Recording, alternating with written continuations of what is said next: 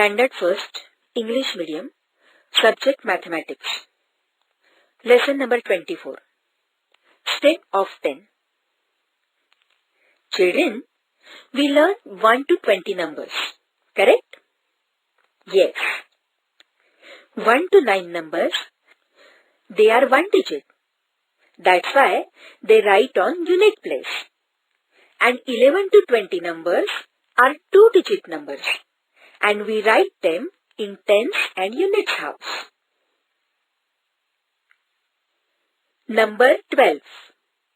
Tens 1, unit 2. 9. Tens 0, unit 9. 15. Tens 1, unit 5. 19.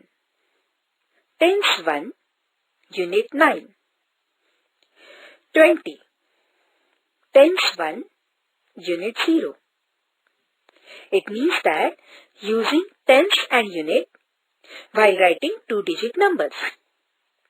10 means 1 tenth, 10.